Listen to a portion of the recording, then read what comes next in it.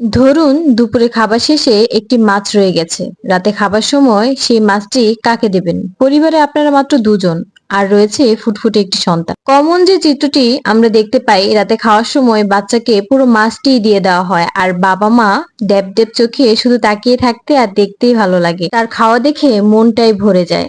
আহ, কি শান্তি! আসলে যা করার দরকার ছিল তা হচ্ছে রাতে তিনজনে একসাথে খেতে বসবো, আর মাছটাকে তিন ভাগে ভাগ করে নেব, আর তিন ভাগেই তিনজনে তিন টুকরো করে নিয়ে নেব। বিশ্বাস করুন, এক্ষেত্রে বাচ্চার আস্ত মাছটা খাওয়ার কোনো ফায়দা নাই, বরং তার ব্রেনে ভুল একটি মেসেজ আজীবনের জন্য সেট হয়ে যেত।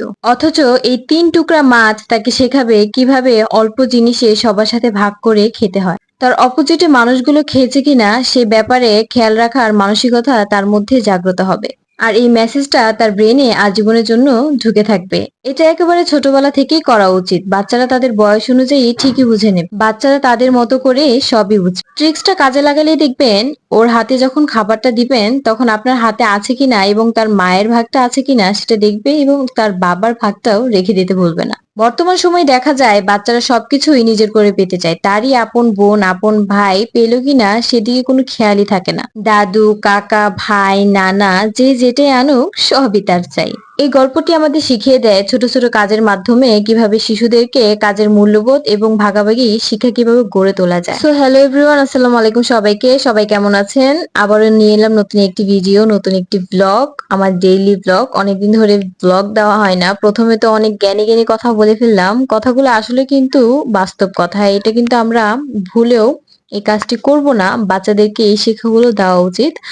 আর আজকে আমার দুপুরে রান্না ছিল, যারা আমার আগে ভিডিওগুলো দেখেছেন তারা জানেন যে আমি দুপুরে রান্নাটা আমার লেট হয়ে যায়। আমার যেহেতু বাসায় গ্যাস থাকে না, তার জন্য আমার রান্নাটা করতে করতে একদম সন্ধ্যা হয়ে যায়। তো আজকের মেনুতে ছিল মসুরি একটা ডাল করেছি, পাতলাও না ঘনও না, এমন ভাবে একটা ডাল করেছি। এটা হচ্ছে আমার হাজবেন্ডের খুবই ফেভারিট ডালটা, ওর হচ্ছে ডালটা মাস্ট লাগবেই।